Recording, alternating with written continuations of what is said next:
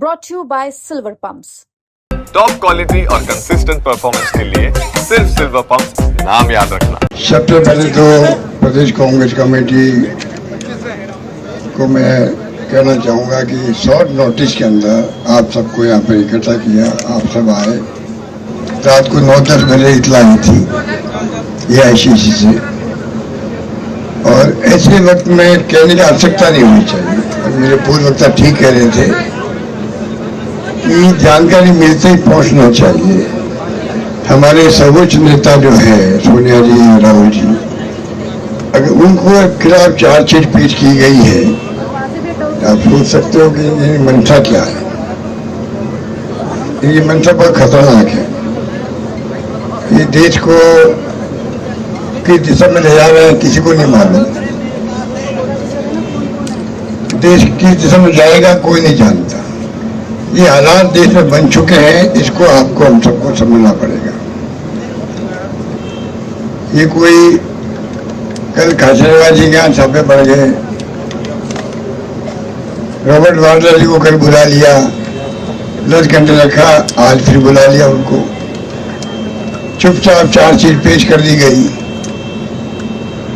और भी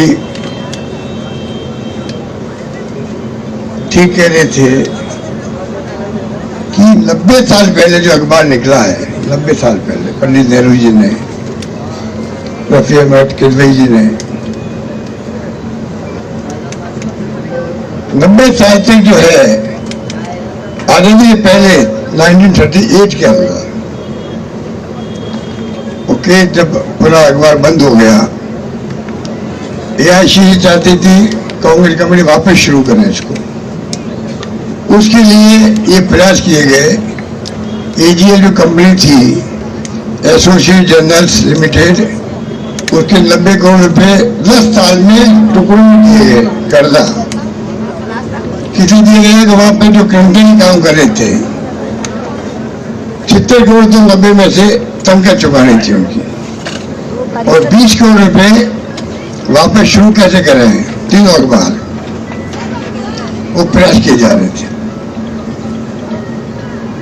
ED घुस गई, IO लग गया, इंक्वायरी हो गई, और इंक्वायरी में आ गया सोनिया गांधी, राहुल गांधी कोई दोषी नहीं है।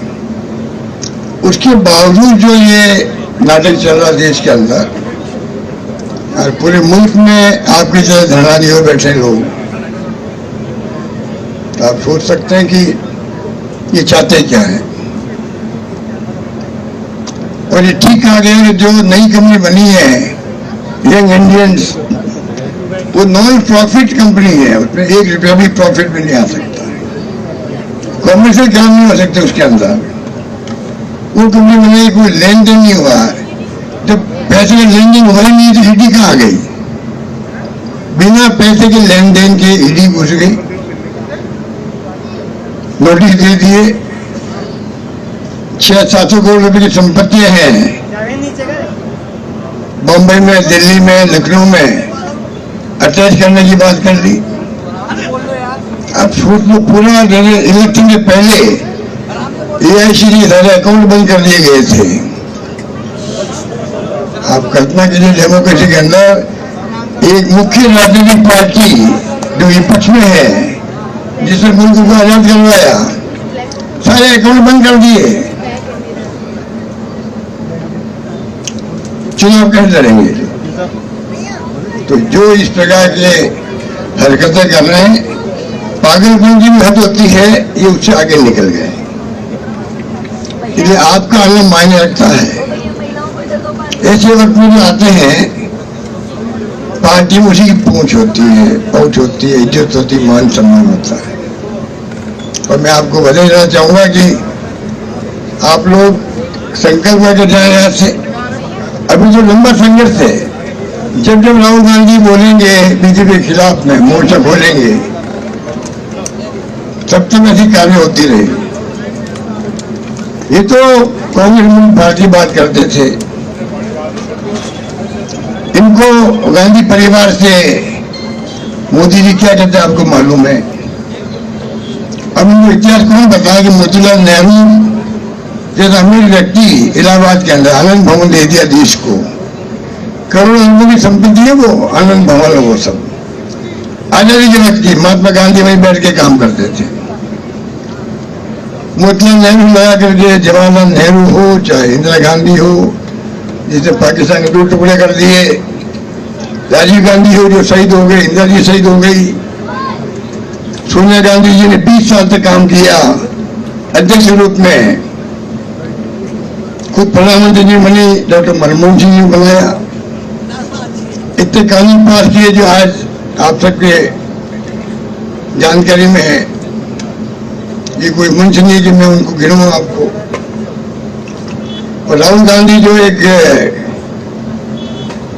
जिस रूप में संघर्ष कर रहे हैं, चाहे वो भारतीय यात्रा निकाली हो, पूरे देश में इतिहास बन गया। दुनिया के अंदर इतनी लंबी यात्रा दुनिया के किसी मुल्क में नहीं निकली है जो राहुल गांधी ने निकाली थी। एक मैसेज दिया उन्होंने देशवासियों को, जिस ईमानदारी के साथ में, कर्मठता के साथ में समर्पित होकर वो काम कर रहे हैं, पार्लियामेंट के अंदर, पार्लियामेंट के बाहर। खड़गे साहब और राहुल जी ने अभी जो मीटिंग करने शुरू करी है, जिला अध्यक्षों को बुलाया है। ये तो अध्यक्ष जी आपको बताएंगे क्योंकि ये पूरी तरह इन्वॉल्व है, जुलीसा बताएंगे आपको। पर जो रास्ता पकड़ा है राहुल गांधी ने, जब वो जाति के जनगणना की बात करते हैं, गरीब की बात करते हैं, SC, ST, OBC की बात करते हैं, EWS की बात करते हैं, आप समझ सकते हैं कि उनकी आवाज बन के हमें आगे बढ़ना पड़ेगा। खाली उनके बोलने से कुछ नहीं होगा, वो तो कहेंगे अपनी बात कह रहे हैं, पर जिनके लिए कह रहे हैं उनको नहीं मालूम अभी, तो वो आपको उनको बताना पड़ेगा उनको। इसलिए जो प्रदेश कांग्रेस कमेटी ने बेड़ा उठाया है संगठन को मजबूत करने का, ये तय हुआ था AICC के अंदर, वर्किंग कमेटी के अंदर। ये पूरा साल संगठन की मजबूती को समर्पित है। बड़ी खुशी है राजस्थान प्रदेश कांग्रेस कमेटी ने मंडल बना रही है, बूथ कमेटी बना रही है। पहली बार आपके BLA लग रहे हैं। मेरे ख्याल से देश भर के अंदर अन्य राज्यों में ये मंडल और जो एक्टिविटी चल रही राजस्थान में उस रुपये कहीं नहीं चल रही है, ऐसा मैं एहसास करता हूँ। तो मैं विश्वास है प्रदेश कांग्रेस कमेटी ने जो बेड़ा उठाया है उसके माध्यम से जब राहुल गांधी का बात बोलेगा, सोनिया जी कोई बात कहेगी, खड़गे साहब कहेंगे, तो हमारे बूथ लेवल के कार्यकर्ता स्वतः ही निकल जाएंगे घर घर जाके प्रचार करने का। बातें करने को बहुत सारी है, क्योंकि अभी बहुत बड़ी जिम्मेदारी आपके ऊपर है। इंदिरा जी चुनाव हार गई थी, उस वक्त में जिन लोगों ने साथ दिया पार्टी का, वो लोग बाद में अच्छे दिन आने पर सत्ता में आए थे। हम लोग उस वक्त MP बने थे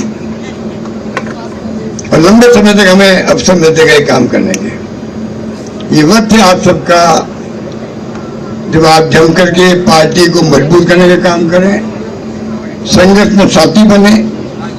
इंदिरा जी जेल गई थी तब हम लोग भी जेल गए थे।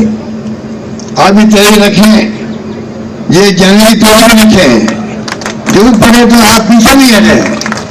आप में प्रतिस्पर्धा होनी चाहिए कि अगर जेल में बैन चलेगा कांग्रेस का तो सबसे पहले मैं जाऊंगा, ये आपके प्रतिस्पर्धा होनी चाहिए।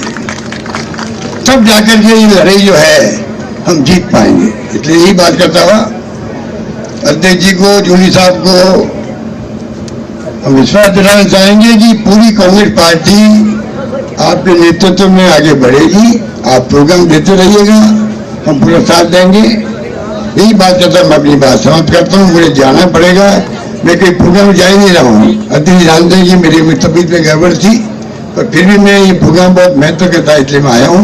मुझे खुशी है कि आप इतनी बड़ी तादाद में शॉर्ट नोटिस में आए हैं। आप सबको बधाई, शुभकामनाएं, धन्यवाद, जय हिंद।